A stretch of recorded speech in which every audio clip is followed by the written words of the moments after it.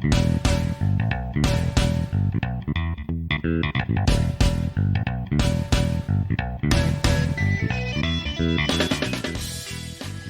everyone, and welcome to The Goods, a film podcast. This is Brian, and Dan's here, as he always is. Hey, Brian. Good to talk to you. Hey, yeah, you too. How's it going? Oh, you know, hanging in there. Living the dream, as they say. That's like white dude for I am feeling angst and ennui. If somebody says living the dream. I don't know if you've ever encountered someone who says that. Right, but I feel like you also have to be living the dream. To say it, you mean? Yeah, I think so. It's like you got to be doing something that's... Like, you wouldn't just say living the dream if you weren't pursuing your dream in some capacity, I don't think. Okay. Interesting. So it's like it's a little bit of a mixed thing. Right, it's like sarcastic. It's like I'm doing what I want to do, but I'm struggling in some capacity. Are you living the dream, Brian? Yes. So I speak from experience. But listeners, this is a special episode. It's something we do every 6 months. This is one of our spectacular look-backs. We do these on the 25s, or at least we have so far. So we convened for this purpose after episode 25, episode 50, episode 75, and now here tonight, a few episodes past 100, because we punted off down the line a little bit in honor of October. We didn't want to miss a Halloween episode, so now here we are. But we are limiting our consideration to episodes 76 through 100. Right, so I think we've recorded up through 104, so no mention of those unspeakable films. Which is a little sad, because coming into it, I was like, oh man, we've really hit our stride. We had a lot of funny stuff in, like, the Halloween Town episode. And then I'm like, wait a minute. I can't talk about it. It's off limits. We gotta act like it doesn't exist yet. Remember it for whenever we do our next spectacular. I'll try. Probably I'll just have in my mind whatever the most recent 5 episodes were at that point, but... Right, that's how it goes. So the established ritual of these spectaculars is that we first talk about what has happened on the show and in our lives these past 6 months. We make some prognostications about what might be ahead. We dig a little bit into the mathematics of our rankings and our listening stats. Basically, Brian indulges Dan, the math major, for 10 or 15 minutes. That's right. And then we talk about awards. This is our award show. Yeah. Where we give out our goodies to films that have merited them. Our lack of coming up with a better title for the award segment, I think we just, by default, it's become the goodies. It works. It serves. 'Twill serve, in the words of Mercutio. So, Dan, do we need any more introduction, or shall we look back? Sure, we can retrospect. All right. I love to do that. Love living in the past. I peaked in high school, man. I do it all the time. Yep. Same. But... let's see, some developments the last 6 months. I am working on improving myself. I've been pursuing a graduate degree in media production. I've been meeting new people, building my skills. I learned to develop film photography, which is new for me. So more moving and shaking in the last 6 months than perhaps in past increments. And you feeling good about that? I think so. I'm enjoying myself at least, and hopefully it'll bear financial fruit at some point, but we will see. All the best to you. Good luck. Thank you. What about you, Dan? Last 6 months, how have they gone? Yeah, so I mean, I guess personally, towards the beginning of this 25 episodes, I moved to a new house, and that was a major personal endeavor. And then a couple other things. One is I started my movie reviews site, a sister site of sorts to the podcast. It bears the same branding, or at least similar branding. and I link to back and forth between them somewhat. And that's been something I've worked really hard on and I'm feeling excited about, and currently have a streak going of something like 115 days or something with reviews posted 500 or more words every single day. So that's been a major effort alongside the podcast. And then also the other big thing personally that's kind of really empowered some of those other things is that I have cut back significantly on drinking, which is to say I have not drank in the past 6 months, which is like the first time basically since college that I've gone this long. So that has, my energy is a little better, my mood's a little better, and I have a little more time to focus on challenging projects. So, and yet when we sat down tonight, you sent me a picture of yourself with a Heineken. So what's that about? That's a Heineken 0.0 NA beer. Oh my God, that's worse than not drinking anything. Really? Isn't it? I mean, why drink a beer that has no alcohol? It's like, do you like the taste? Yeah. I mean, it hits the craving, you know, it subsides it. But Wegmans has a massive non-alcoholic beer section. So I tried to like not do that at all. I thought it would make it worse, but then it actually did subside my cravings once I started having occasional non-alcoholic beers. Well, that's interesting. Would you recommend teetotaling? In short, yes. I think the amount of positive influence it has in your life is going to vary a lot by person. For me, I think it's been a big positive, and I think for other people, it may or may not be. And if you're very good at moderate drinking and you, in fact, just use the occasional beer to unwind and it doesn't have any other negative repercussions in your life, then maybe it wouldn't be for you to teetotal. But I think most people are probably a little more attached than they admit, but maybe not everyone, you know, I don't know. So I guess what I'm saying is it's been good for me. And I think the things that have been good for me would be good for other people too. But you know, everybody's got to figure out the things that matter to them. Right. I may consider. We'll see. It could have its positives for sure. So we've just crested 100 episodes, Dan. Mm-hmm. To me, that feels more significant than, say, a 75 episode special. So how does 100 feel special to you? Oh, man. Well, when you've done something 100 times, that's like a critical mass of something. It's like you've reached a new order of magnitude that just feels more significant, you know? Right. That also marks about 2 years of the podcast for us. So we started it a few months into the pandemic, and now the world is totally different 2 years later. But this has been something continuous for us pretty much every week, you know. If you actually math it out, it's like a month more than 2 years, but that's just because of like atrophy over time. Like if we had to go 8 days, I think we might have skipped 2 weeks when we were sick or something like that, but it's been pretty constant. Right. We haven't skipped much, but I mean, also several weeks have been devoted to these spectaculars. So that causes the calendar to drift a bit, like the moon calendar or something. Right. We had a couple of 2-parters. That's true as well.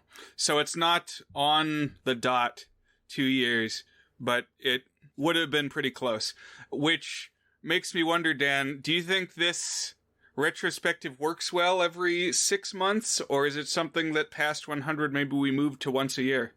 I think going forward we should do it once a year. We should do it on the 50s. Yeah, I agree. It was fun to do it 6 months in.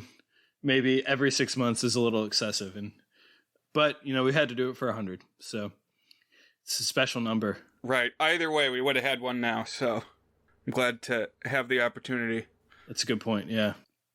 A couple things for our podcast over the past 25 episodes. We set up a Discord. I think the Discord happened after the last one, and that's been fun.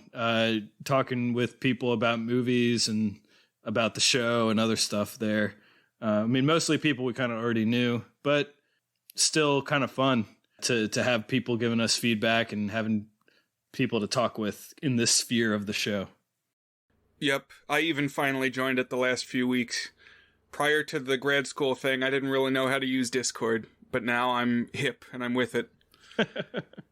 And I just in the last couple days finally made the breakthrough that now I have the multimedia section I've kind of been pining after, where I can send the really hardcore fans my supplemental media links. Oh, nice. There you go.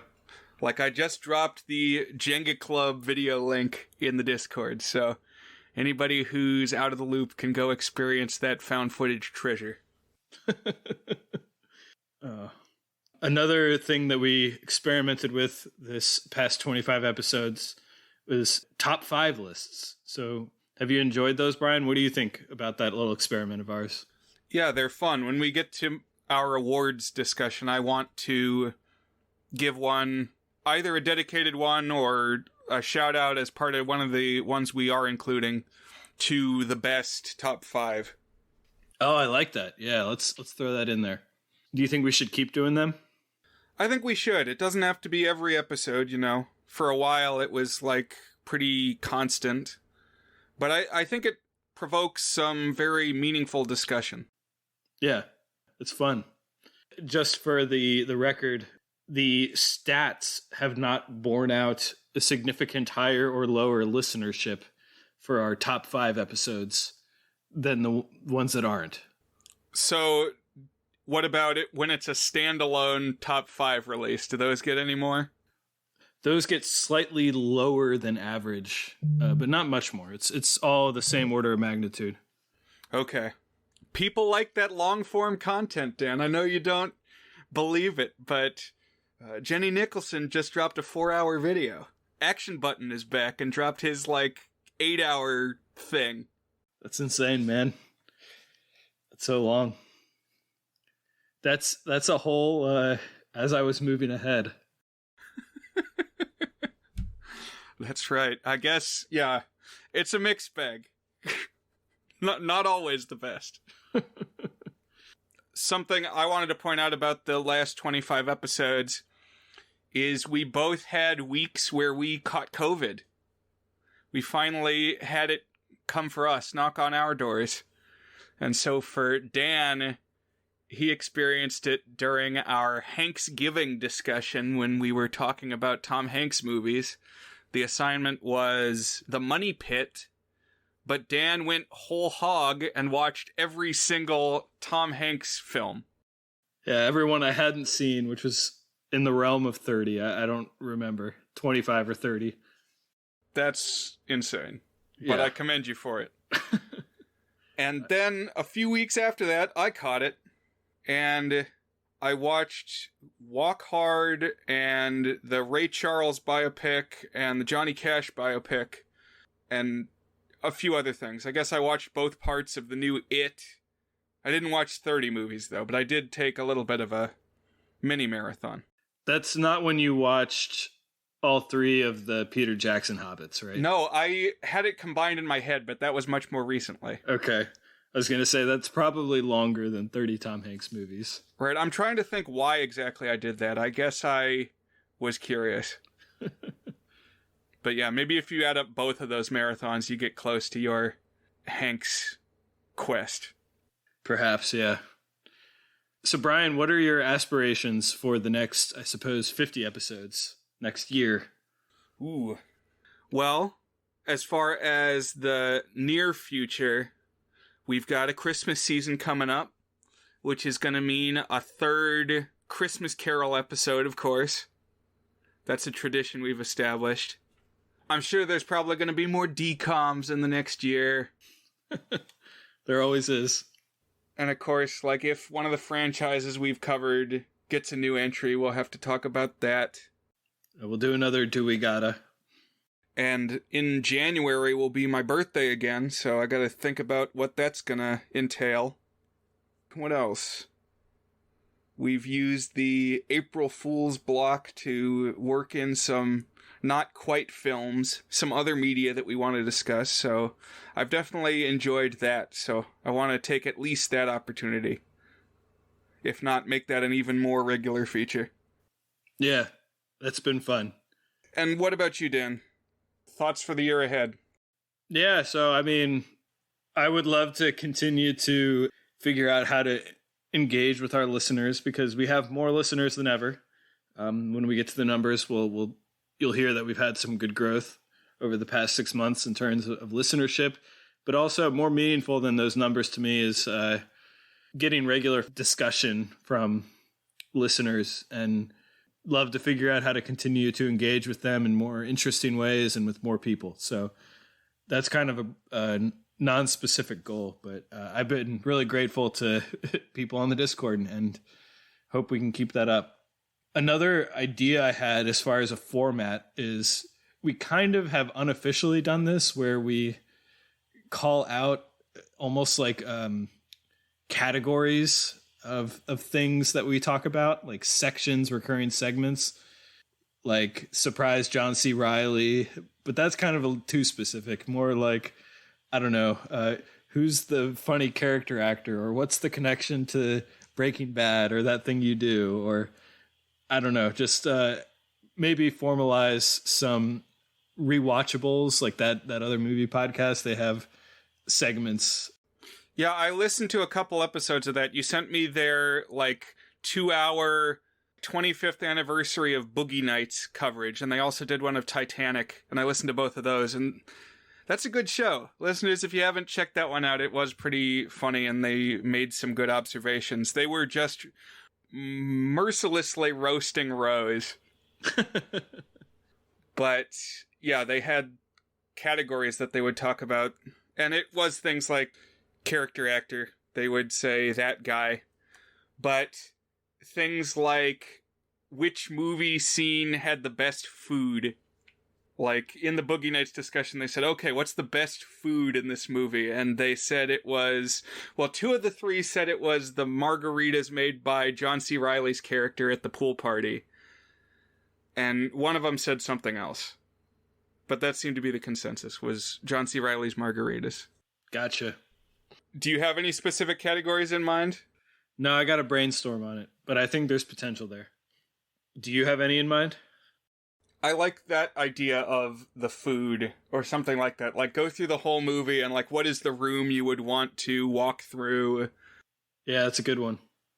I think we could also, categories don't need to be every single week, but we could have, a pool of categories and do a couple of them each week or something. Another they mentioned was, what's the prop you would want to own? Oh, nice. That's a fun one, yeah. They talked about that one with Titanic, and I think they said you couldn't pick the diamond. Okay, that was off limits. Too low-hanging fruit. Right, but one of them picked Spicer Lovejoy's nickel-plated revolver. Oh, man. Wait, hold on. Who's Spicer Lovejoy again? He's the bodyguard. Oh, yeah. Anyways, listeners, if you're there, please clap. Please.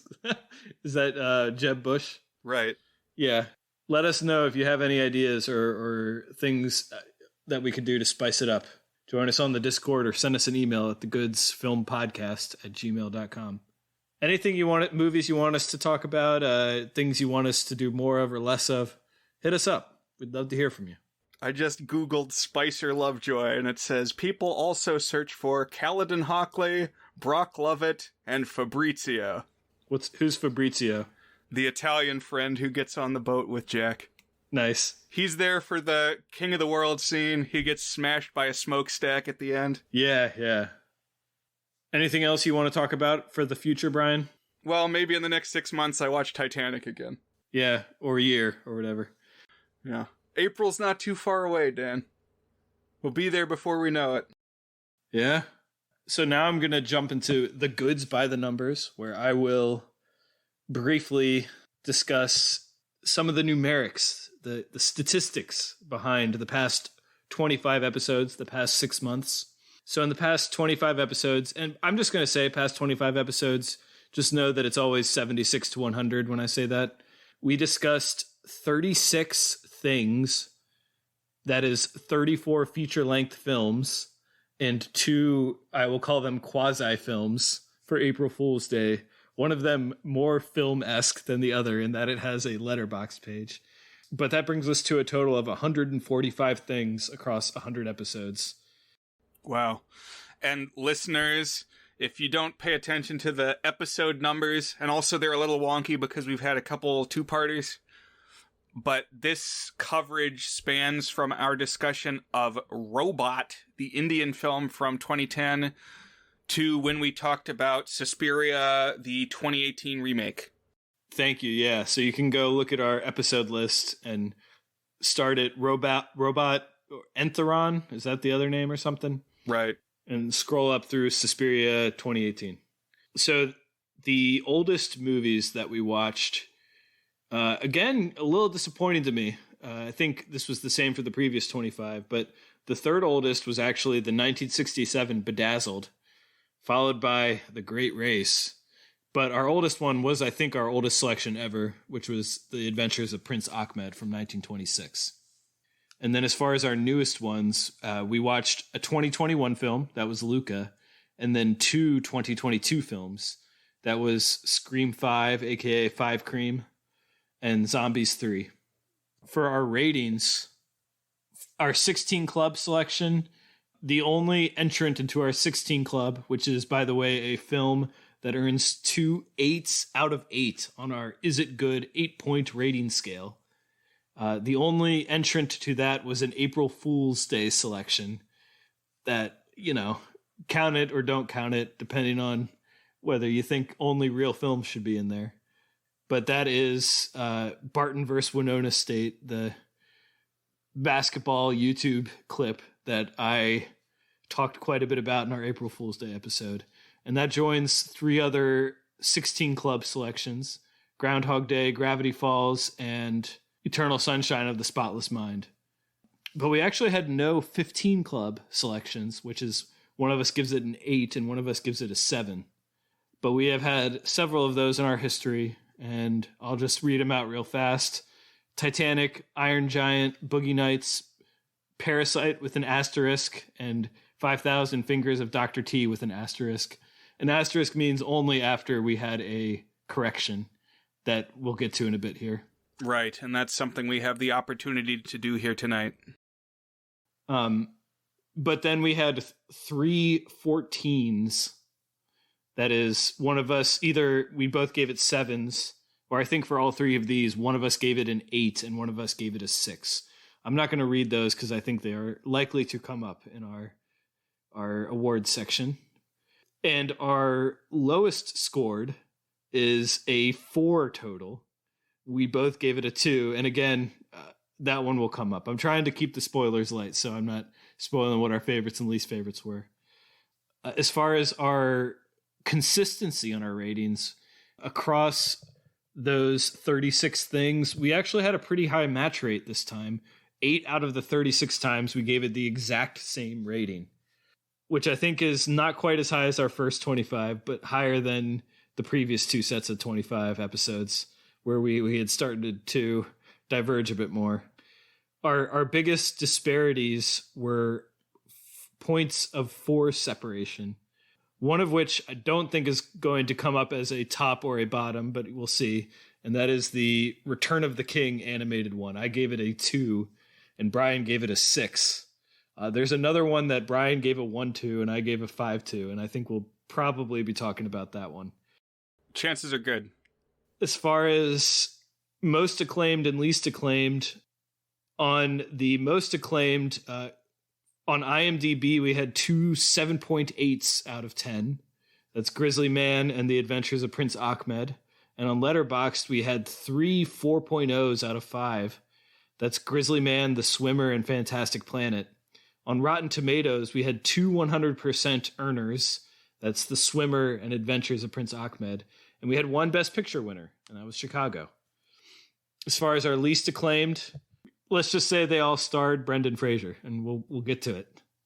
But we had a 3.3 out of 10 for IMDb, a 1.7 on Letterboxd, and a 16% on Rotten Tomatoes. Wow. And then the longest and shortest runtime. So Suspiria 2018 and Ray from 2004 both clock in at 152 minutes, according to Wikipedia. So that's just over 2.5 hours each.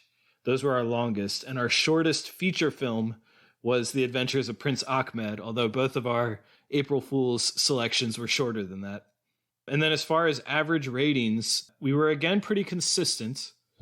Brian, you gave an average of a 4.92, which is a low good, and I gave an average of a 4.97. So 0.05 average points off from each other.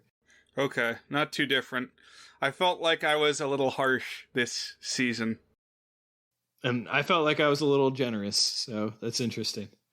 But Brian, I looked at the bell curve, and we have a something that surprised me, which is that you have now given more good-ishes, that's a 4 out of 8, than you have goods, which is a 5 out of 8. So you're throwing off the bell curve there. Otherwise, we had kind of centered around 5s and 6s. Okay. Yeah, it's been a while, I think, since I gave a 5. Yeah. My opinions are polarizing as I age. Speaking of which, we have an election tomorrow. You got something to follow that with? No, fill in the blank with your whatever political joke you'd like in there.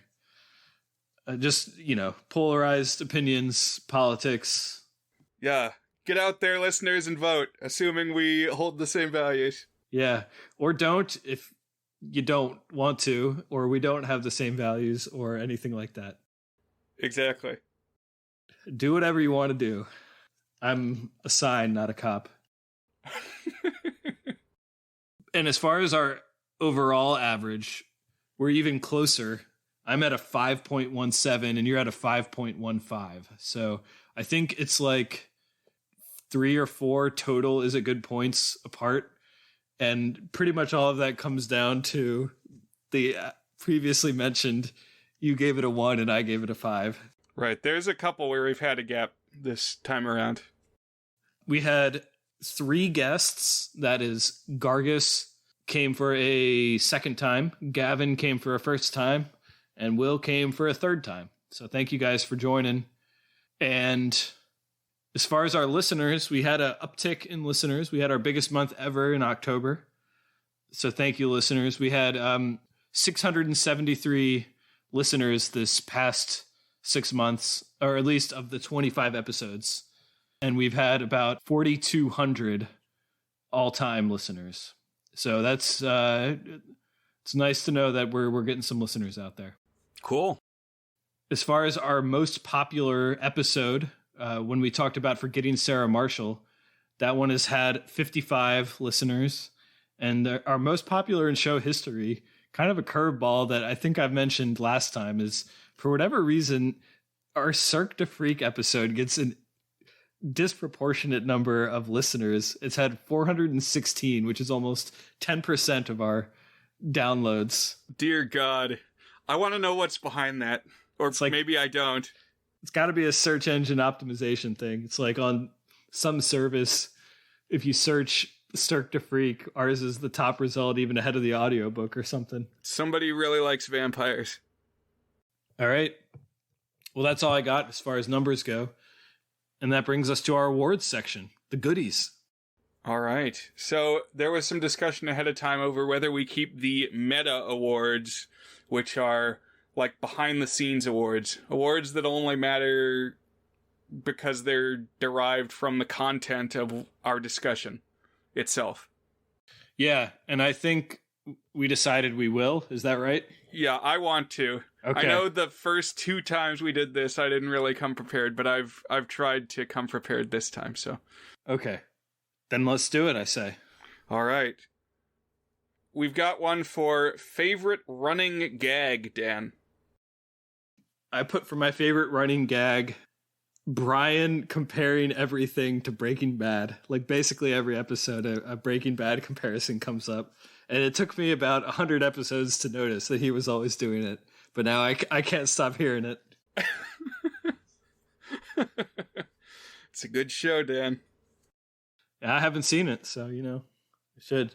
What about you, Brian? For me, it's not a gag per se, but I like that all of my old animated movie picks turned out to be 70s fantasy films. Yeah, that was pretty funny. Like, it could have gotten even more specific than I made it. Yeah. Also, this is not a gag either, but we both caught COVID.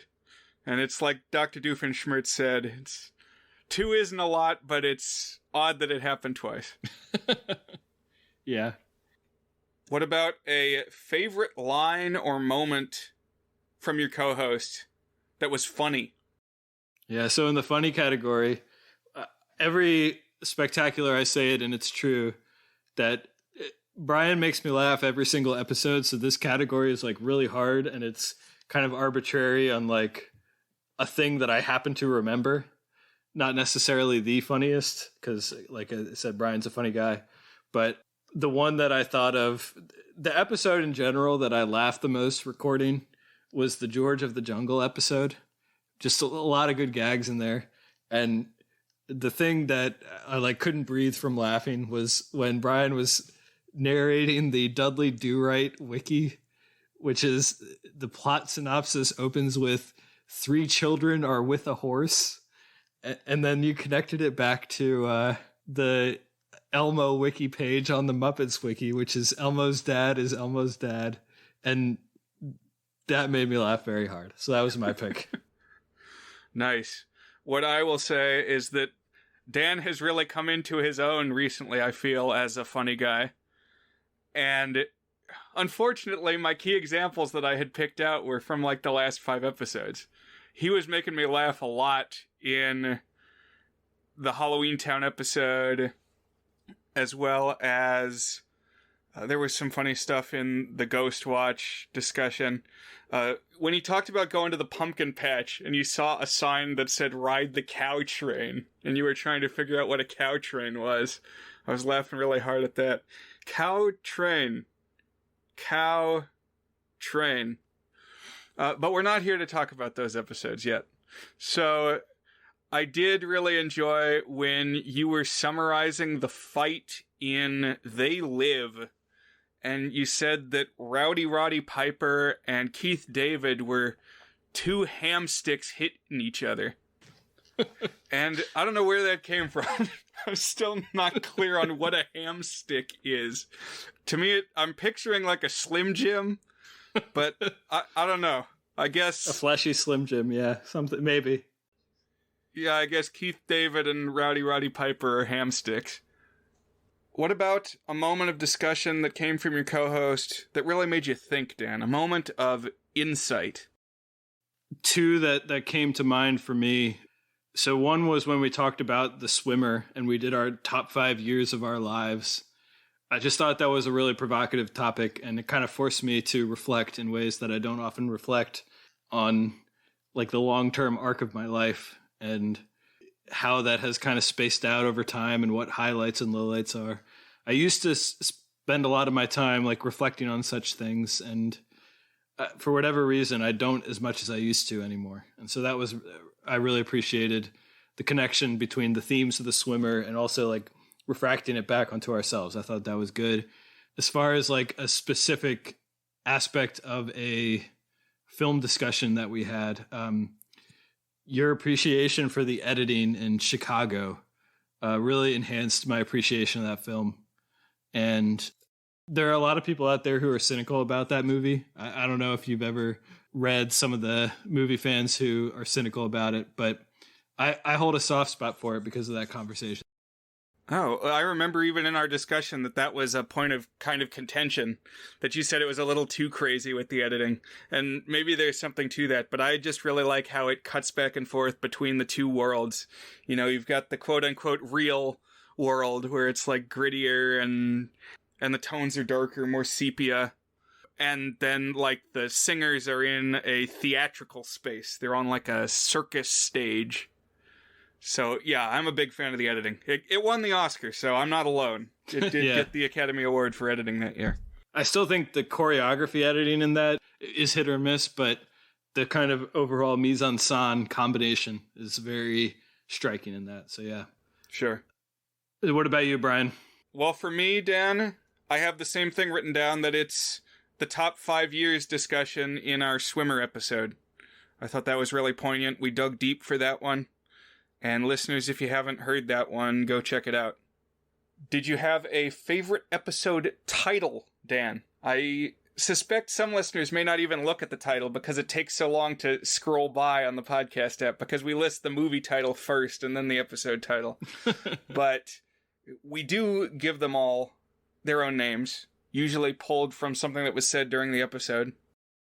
Yeah, the one that I picked, just the one that made me feel sentimental, that I didn't even think of it until we were about to record. And I was like, oh, that's perfect, is our very first episode in the podcast's history was the reddest movie, talking about Suspiria 1977. And so then for our 100th episode, I called it the 100est movie, which it doesn't roll off the tongue quite so smoothly, but when you see it written out, it clicks. And like seeing that written out and realizing we'd made it to 100, it gave me the tingles. Two other quick shout outs. One is all these blankets have saved my life. When we talked about Walk Hard, it's just a quote from the movie. But every time I read that episode title, I hear John C. Reilly saying it in my head, which is fun. And, it was thematic because that was the week I had the COVID. Yeah. And then when you insisted we title our April Fool's episode an April Fool, as it were, which is a quote from The Simpsons that is obscure enough, I'm sure most people don't recognize, but is one that is a Simpsons quote I say all the time. I thought that was pretty inspired. Mm-hmm. Yeah, when the beer explodes in that episode, that is seared in my memory. Yeah, so funny. A truly apocalyptic scene. What about you, Brian? So for me, in terms of episode titles, I want to give an honorable mention to Something Bard-Worthy, which was the title we slapped on the second chunk of our Lord of the Rings coverage. I like the idea of doing something that makes you worthy of being chronicled in the sagas, an act that stands the test of time. Perhaps our podcast will someday be something bard-worthy, Brian. Yes. In our way, we are bards. Oh, that's true. We are telling the tales of the ones who came before. But my winner for episode title is Snidely Whiplash Did Nothing Wrong. Our Jay Ward adaptation coverage when we talked George of the Jungle and Dudley Do-Right. A reference to the internet meme, Adolf Hitler did nothing wrong. Am I right in that connection? Well, I mean, it can be any number of villains, but I believe Hitler is frequently brought into the discussion. Snidely Whiplash, it's a great name. And so, Dan, what about the big one as far as meta goes? What episode that we put out in the last 6 months do you think was our best? This one, it's kind of hard for me to pick like what is actually the most interesting episode. But as far as the one that is my favorite, the one that I'm fondest of, it's got to be the episode that we entitled Hanksgiving, where like 5 things happened in my life in that 1 week. I moved, I got COVID, I watched a whole bunch of Tom Hanks movies, I ranked all the Tom Hanks movies, I wrote a whole bunch of reviews of Tom Hanks movies while I was lying on a mattress and sweating and unable to taste my food. So that one to me is just already seared in my brain for a very specific and memorable week of my life. So I'm going with Hanksgiving as my favorite episode. What about you, Brian? Okay, well, I am going to go with the episode that felt most a part of our legacy, like something that we had built toward. And this was our coverage of the 5th Scream film, just titled Scream, and Zombies 3. It's like these 2 movies would not go together if not for us. That's true, yeah. I will say the one that was the most fun to record, though, was the George of the Jungle. That was the one I laughed the most at. Yep. It's not going to be the last time we talk George of the Jungle tonight, I think. But I also wanted to shout out my favorite of our top 5 discussions, which was our top 5 songs from movies, where we also covered the Lorax film from 2012. I thought that was a fun one. Oh, yeah, yeah. I'm going to pick the same one, Brian, because I thought that we brought a lot of our own personalities to that one. I enjoyed all of our top 5s, and the Tom Hanks one is right up there, too. I just picked that as my favorite episode, but as far as my favorite ranking that we did, I'm going to go with the same one. I thought it was very us. It gave me some good things to listen to for the week of and the week after. So I think that wraps up our meta awards, Brian, which I guess brings us to our keystone segment of our spectaculars, which is the equivalent of the Oscars for the goods. and that is our movie awards section of the goodies, if that's what we'll entitle them. We have a handful of recurring categories that we've been doing, dating back to the first spectacular. So, Brian, why don't you introduce us to the first category we're going to discuss? Okay, so at the top of the list, we have Biggest Surprise. This is a movie where we came in with expectations different from what we got. Maybe they were low and we ended high, or vice versa. Just something that we were not anticipating. So, Dan, what do you got? So, looking back on our discussions, there were no ratings that if you were to look at what the rating was that got applied to the movie that further diverged from what I expected to give it, then just the most avant-garde piece of cinematic shit that anyone will ever see, which is George of the Jungle 2, which I had such a fun time watching. I never wanted it to end because it was just insanely, mind-blowingly bad.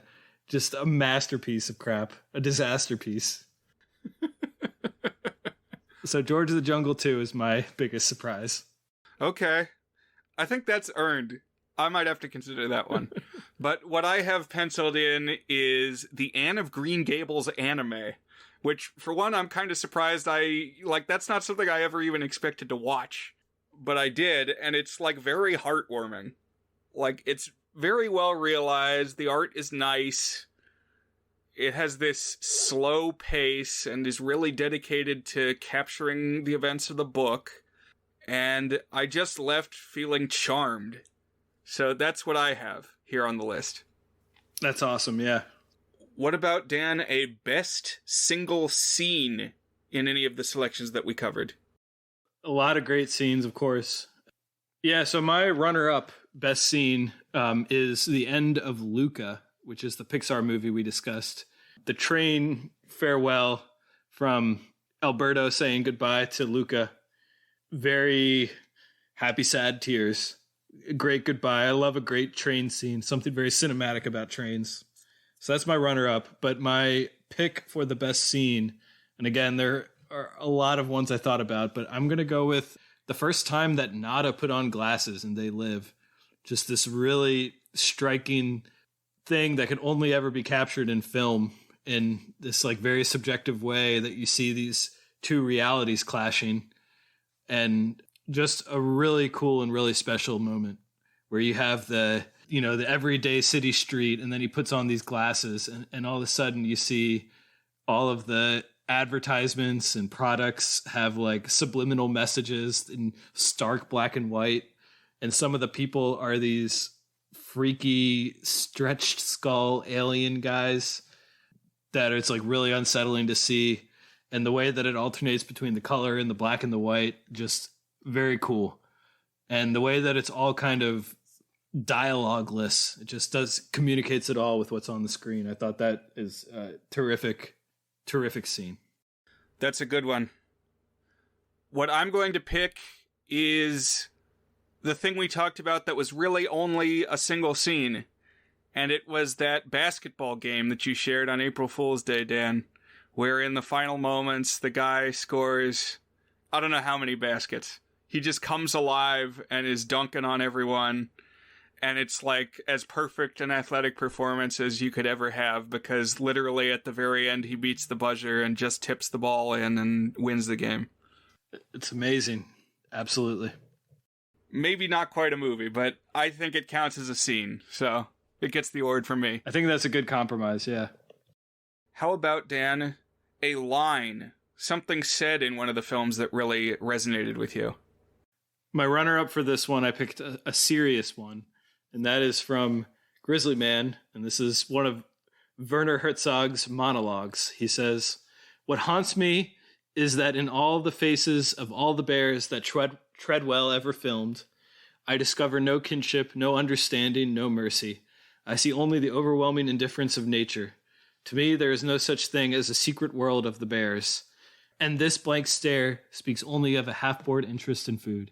But for Timothy Treadwell, this bear was a friend, a savior," which I think is a summation of the struggle of humanity versus nature that is captured in Grizzly Man to some extent. And then my pick, my actual winner, is a funny one. And it's, since we watched this movie, this line has just been running through my head. And this is in Forgetting Sarah Marshall, when Paul Rudd is a surfing instructor and he's teaching Jason Segel to surf. And he says, "I'm going to be your instincts. Kuna will be your instincts. Don't do anything. Don't try to surf. Don't do it. The less you do, the more you do." That last line, the less you do, the more you do. It's like been my mantra the past few months. And then when he finally does nothing, he's like, well, you got to do something. You got to do more than that. Yeah. He does it once. He's like, well, that's not it at all. Paul Rudd really elevated that movie for me. What about you, Brian? Best line or quote? All right, so this is kind of a single selection that represents Walk Hard as a whole, because I love the writing in that film. I think it's hilarious. You know, our ratings diverged a little bit, but this one I really, really like. And the one I ultimately picked is when Dewey Cox, John C. Reilly, is splitting up with his first wife, and she's taken, half of the stuff in the divorce. He says, "You can take the children, but you leave me my monkey." There's a lot of exotic pet talk in that film, as we highlighted, and it always made me laugh. It's pretty silly, but I liked it. I'm glad. Now, Dan, we've gone from scene to line. Let's talk songs. Best musical moment in a film that we talked about. So for my honorable mention, I don't know if actually the second best, but the one that most kind of stands out from the film itself in terms of like something that I just singularly loved about this scene, this musical moment. And that is from The Return of the King, Where There's a Whip, There's a Way, orc disco number, where they got like overlapping vocals and rhythms and stuff. Where there's a whip, there's a way. That's my honorable mention. But my actual winner, if I could just say the entirety of the soundtrack of Teen Beach Movie, I would. But I'll pick a specific song. I think like the actual best one is probably Cruisin' for a Bruisin', which is, I think, the one that I said was the peak of Western civilization when we discussed that film. But if I'm going to choose a single representative of the mindset and aesthetic of that movie, I would go with Surf Crazy, the first musical number from Teen Beach Movie. What about you, Brian? Best musical moment? Good choices, Dan. For my honorable mention, I also have Where There's a Whip, There's a Way. Never would have expected disco dancing orcs, but it is a milestone. I'm glad we experienced it together. And just across the board, this slate of films had so many good musical moments. Like, we had Chicago in the mix. We had Walk Hard. Right. But I am going to actually pick the one that prompted our discussion of musical moments in film, and it's Thneedville, the opener of the Lorax. This is such a good pump-up number. I still sometimes start my day with it. I listened to it today, and my 5-year-old got really excited. She said, "Dad, it's Thneedville." It is, yeah, so I've tried to pass it on, too.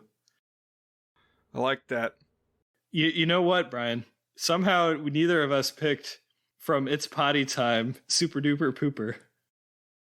I know, Dan. We just had too many good ones this slate. I know. It's not that one's bad. That is a legitimate banger. An embarrassment of riches. Oh man, Dracula's Lament from Forgetting Sarah Marshall. That and Thneedville really could have been my runners up. Yeah, there were so many good ones. In fact, since you did Where There's a Whip, There's a Way, maybe I should just say that those are my actual runners up. But whatever. Okay. And now we've got like our Taj.0 web redemption segment where we get to revise past ratings, Dan. I never thought of it that way. So is there one that you rated high that you would knock down a peg? Yeah, I gotta say, there are like 4 or 5 that I was like, really? I gave it that one and not the one underneath it? So I really could have picked a bunch of different things for this. In fact, some of them I didn't even believe that I had given it the rating that we had written down. I had to go back and listen to the episode. I guess I'm going to go with Suspiria, which is our most recent one. I gave it a very good, and even now, we're just like a couple weeks later, and I honestly can't tell you what about that made me go high enough for a very good. It's like a very good is supposed to be something pretty special, and that one is just fine. It's okay. It's a decent movie. I don't know if it's very good, so I'll pencil that in, I guess. What about you, Brian? Well, for me, one that I would give a lower rating. Actually, I don't want to lower anything. I think it was pretty spot on with my rankings, but if I had to, I don't know if I have to, but if I did, I would consider bumping Lorax down from 7 to 6, or maybe Robot down from 7 to 6. I'll go ahead and say Lorax. Instead of exceptionally good, I'll give it a very good 6 out of 8. Gotcha. My other ones I thought about, maybe I was a bit generous. Anne of Green Gables, I gave a 7. I watched it again afterwards, and the slowness of the feature length really stuck out to me, and I might give it a high 6 instead of a low 7 on that one. And then Chicago, I was right on the line of a 6 or a 5. And in fact, I didn't believe that I had given it a 6, although I don't feel too bad about the 6. So I would keep that one. Well, Dan, I'm going to do the flip-flop. Anne of Green Gables, I'm bumping up. Yeah? From, I gave it a 6, I'm going to go to 7. Okay. Just scoot over into 7, because I did end up quite enjoying that. I haven't revisited the show yet, like I said I would, and continue on, but I intend to. I'll get there. All right. Nice. So mine, the one that I would bump up, I narrowed it down to a couple of options, and I'm actually going to I only have fond memories of watching this and the enthusiasm you have for it, and that's Walk Hard. I'm going to bump that from a 6 up to a 7. All right. I like to hear that. You know I like to hear that. It's a win for you. Yeah. Thought about bumping It's Potty Time from a 4 up to a 5. I came down hard on It's Potty Time. I gave it a 2 out of 8. It's extremely memorable. I mean, I said in the episode that for whatever reason, I think I've watched it 100 times. So, yeah, I don't know. It's not an artistic masterpiece, but it sticks with you in its way. Yeah. Now we are to the meat, Dan. The awards that indeed, if people have come to hear anything, they've come to hear these ones. And so, who would you give the worst actor or actress award to, Dan? Our own personal Razzie. I would wager, I'm trying to think, how much would I wager? Probably more than $100 that we're going to have the same. That we have the same that thing. We have the same thing. I mean, yeah, I think he's earned it, Dan. And that is Christopher Showerman from George of the Jungle 2, the guy who replaced Brendan Fraser in just a horrible, And never lets you forget that fact. He tells you many, many times that he's not Brendan Fraser, but in fact his dollar store replacement. The narrator's like roasting him the whole time. And they're right. He's really bad. He deserves that scorn. So, Christopher Showerman. Yeah. He has a good physique, though. He's built. He credit where credit is due. Is that yours too, Brian? He is mine. The one and only Christopher Showerman. So, let's move on. He's had his moment in the sun. Best actor, Dan. Male performer. My honorable mentions, Anthony Atkinson. He's the, if you want to call it, it's a different kind of performance, I don't know if you'd say actor. I guess the category is best actor, but just, I guess, best male performance. Anthony Atkinson is the basketball player on Barton in that clip that we watched for April Fool's Day. And that was one for the ages. So, can't give him the full award, but probably my favorite individual performance we watched. I'm also going to shout out John C. Reilly. I almost went with him, but I'm actually going to go with someone that you went out of your way saying you did not think was a favorite performance of yours. And that was Joaquin Phoenix in Walk the Line. just kind of unlikable and prickly, but just really inhabited that character and made me believe in the complexities of Johnny Cash. There's a lot about that movie I don't like. I think I only gave it a 4, but his performance is not one of those things. I think his performance is absolutely terrific in that. Okay, respectable. I am going to give a Lifetime Achievement Award to John C. Reilly. He showed up in Walk Hard, obviously. That was the biggest featuring this time around. But he truly surprised me as the narrator of Disney's Bears. Was that it? Were those Heroes' only appearances in this slate? I think possibly. But he's been working towards it for a while, so... Now I gotta think about it, yeah. I'm just gonna give him that one. And then, for the real winner for Best Actor, honorable mention to Burt Lancaster in The Swimmer. Strong performance from him. I feel like that's a movie you don't hear talked about a whole lot these days in the broad public. So, listeners, if you missed that episode, check it out. But I'm going to give it to Richard Gere from Chicago as Billy Flynn, the slick lawyer. He gets I think 3 songs that are all his. And he really kills it. I don't think I'd seen Richard Gere in a movie before that, but he's got a star presence. And now, Dan, the actresses. What do you got? Yeah, honorable mention, Teen Beach Movie, Gracie Gillum. She plays the biker chick that is one of the 2 leads of the Wet Side Story. She's great in both of them, and I think she should be in more movies. I think she's amazing. And then, just for sheer electricity and charisma, Catherine Zeta-Jones in Chicago, second honorable mention. My pick, though, is someone who not even really a professional actress. She's a supermodel, and yet she carries the entire movie on her back, and that is Elizabeth Hurley in Bedazzled. Just a truly magnetic, incredible performance. Very funny, sexy, wonderful presence. I'm giving it to Elizabeth Hurley. Oh, man. You know what? You make a good case. So my honorable mention is to Christina Kohatova from Jan Svankmajer's Alice for just all the horrible, gross things she had to put up with. Oh. You know, she's basically the only actor in the entire movie, and she's just getting slimy and sharp things thrown at her all the time, being covered with taxidermy animals. This would have been an ordeal. Great pick. But the award, I was about to give it to Renee Zellweger, also from Chicago, but I think you've convinced me to give it to Elizabeth Hurley from Bedazzled. So, just in the sense that she really does take over the movie, and she's electric.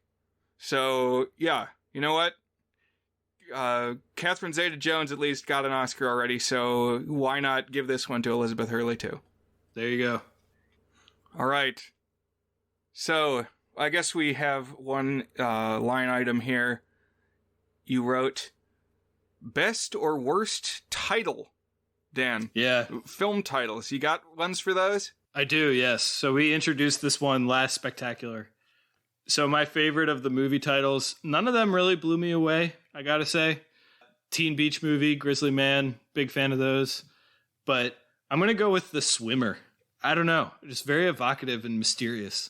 It's it kind of captures the symbolic power of all of the individual things in that movie. He's literally a swimmer, but he's also kind of floating in space and time. Well, more so time. But I really like that. It's evocative. And then for the worst, absolutely no question, Scream is the official title of Scream 5. So stupid. Why would you even do that? That's my worst title, is Scream.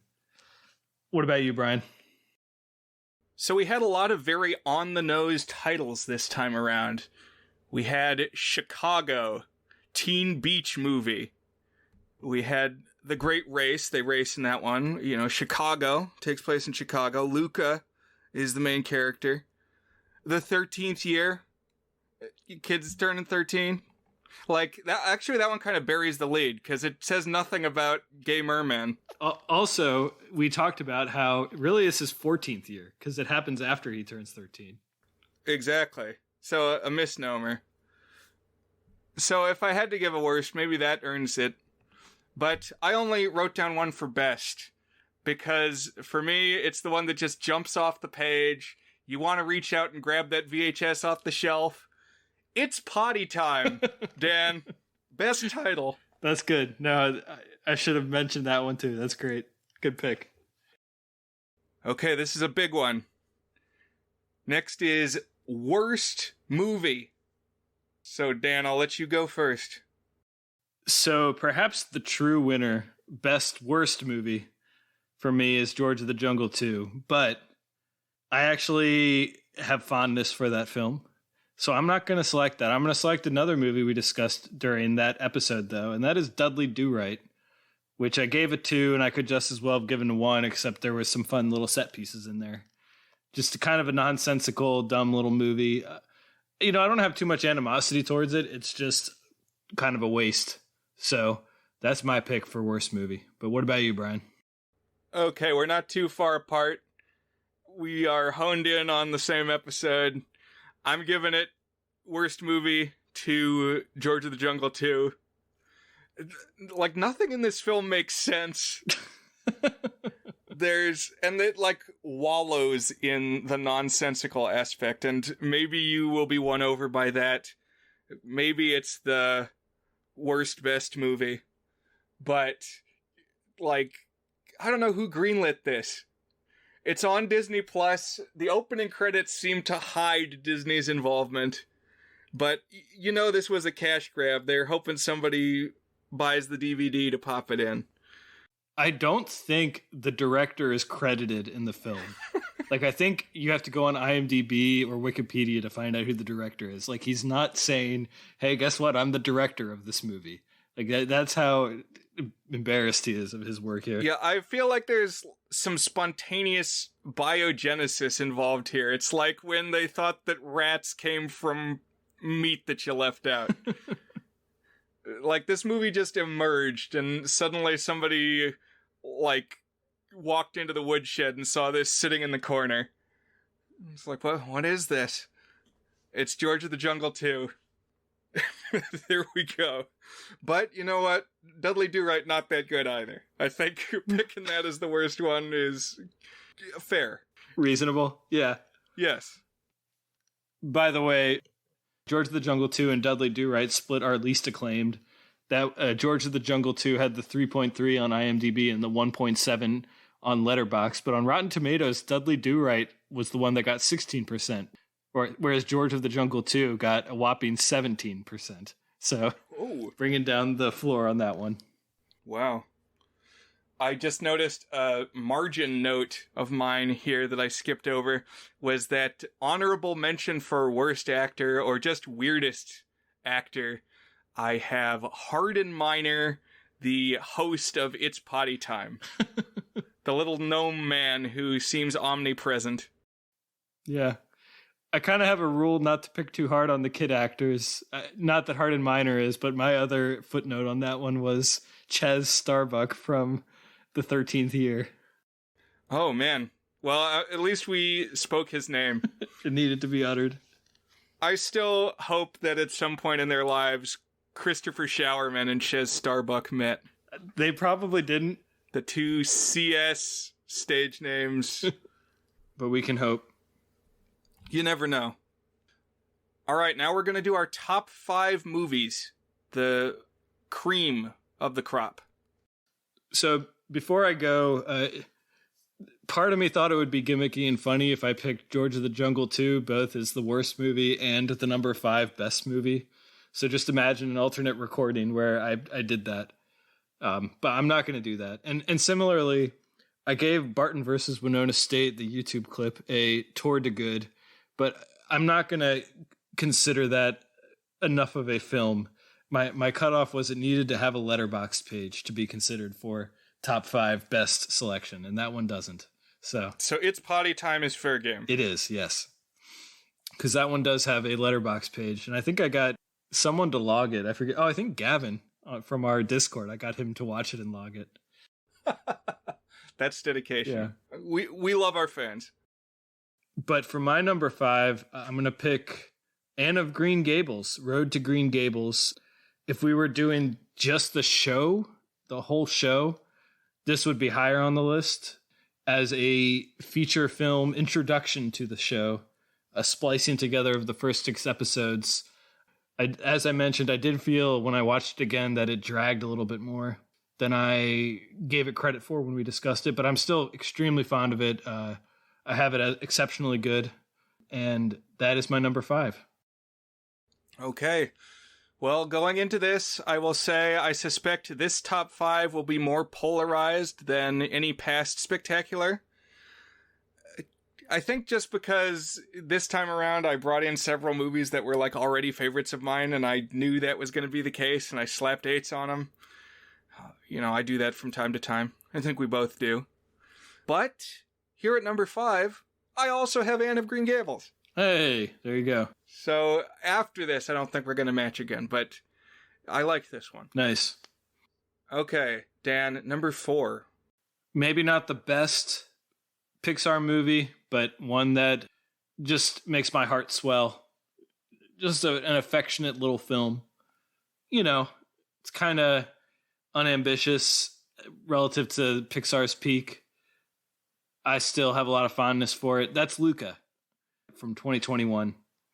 One of our 2 gay merman movies we watched. Contender for running gag. Continuing theme. At number 4, I have Robot from 2010. The epic Indian sci-fi action music film. There's just so much varied, crazy imagery in this. Like, the scope of the music numbers is very impressive. The plot is all over the place. But this is one I was glad to have the chance to discuss. Gotta shout out the music number, Arima Arima, because, yeah, just too many good songs to pick from in this slate. That's a fun one. My number 3 is Grizzly Man, the documentary about Timothy Treadwell, narrated and directed by Werner Herzog, about a man who lived life among the bears until he caught himself on tape being eaten by a bear with his girlfriend. And just the way that it kind of deconstructs this complicated character. And we have these competing viewpoints. We have Treadwell's vision of himself as we see in the footage, and then Herzog's much more negative and condemning vision of Treadwell. And then we also have all his friends and different weird people. I just like it when we get documentaries about weird people. It's fun. I would say maybe it's not a fun movie overall, but I really like this one. I thought this one was terrific. It's not too far off from a masterpiece. So I'm going to get Grizzly Man number 3. It's a bleak one. A guy gets eaten by a bear, and then they have the audacity not to show you. Yeah. My number 3 is one that I first watched when I was 9 years old, and it definitely left its mark. This is Fantastic Planet from 1973, a surreal French-Czech animated collaboration, and just really psychedelic and strange. I love that one too. Didn't quite crack my top 5. Where are you at for number 2? Number 2. Maybe this is biggest surprise. I mean, like, if you were to just list all the movies from the outset, not surprised because I knew I loved it when I brought it in. But just if you were gonna like show somebody a list of 36 movies and say, guess which one of these is Dan's second favorite, you probably wouldn't come up with this one. And that is, of course, Teen Beach Movie. Surf, surf, surf, surf, crazy. Just this tremendous soundtrack of vintage bops, hilarious and kind of sweet appreciation of the beach party movies that we've talked about in the past. Very specific thing to pay homage to in a Disney Channel movie. And then it's got a lot of really interesting thoughts about gender roles under the surface that are not cliche like you would expect. And just some weird energy in it. Absolutely love that one. It's not perfect. It's got some dumb stuff in it, but it's one that's grown on me as time has passed and grows more and more. So I'll tell you, Dan, that I'm taking a screenwriting class, and for my big narrative script project, I wrote an homage to beach party films. Oh, nice. And so it owes, a lot to the Annette and Frankie films that we covered just outside of our span for this episode, but there's some Teen Beach Movie as well. I've got one of the songs from Teen Beach 2 on my annual mix CD that I still make for my car. Which one? It was Play the Scene. Oh, yeah. The one about choosing to live in the movie and why the movie characters should go back. But definitely Surf Crazy is a favorite of mine too. However, at number 2, I have Chicago, the Best Picture winner, I think, from 2002. I just really like how this one's put together. There's a lot of great performances. Oh, by the way, John C. Reilly also in this one. Oh, good call. So that's 3. Yeah, so Lifetime Achievement Award, like I said. But yeah, a lot of good performances, some good songs, maybe not the best songs, but I really enjoy the visuals and the way the story is told. Yeah, it's a really inventive one.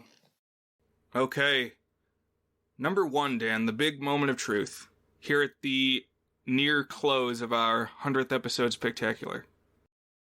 Yeah, so only one movie earned a tour to good from me.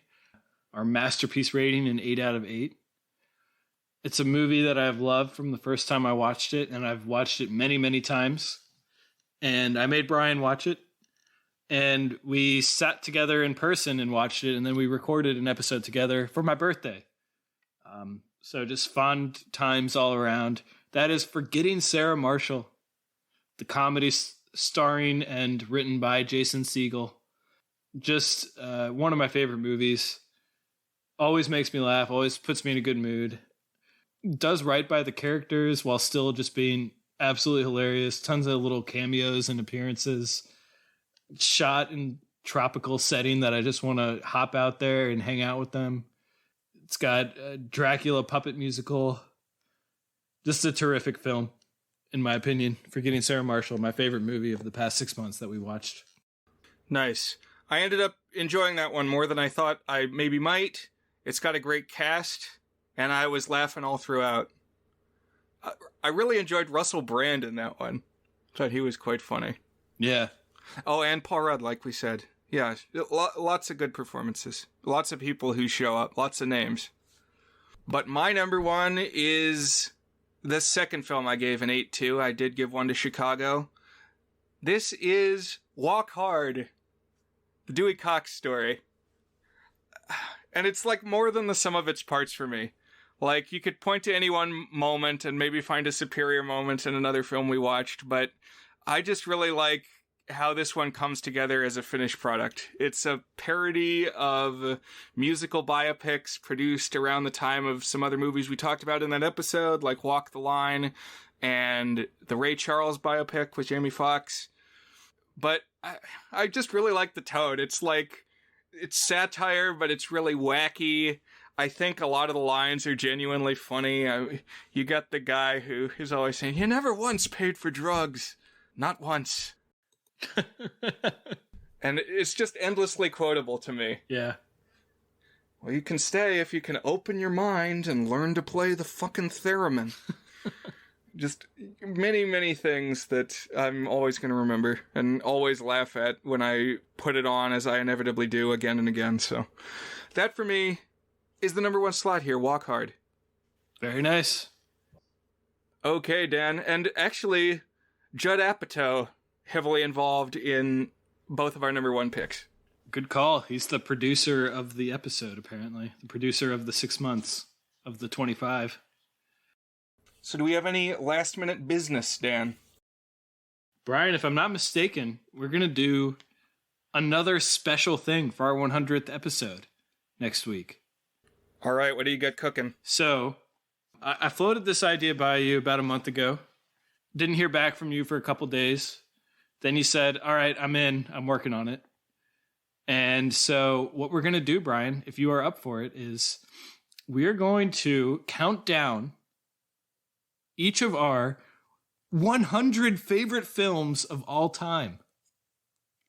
our top 100. Not just what we've talked about on the pod. What is our film canon? Our top 100.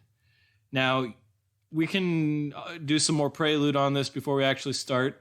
I think we're going to split it across 2 episodes so it's not too overwhelming.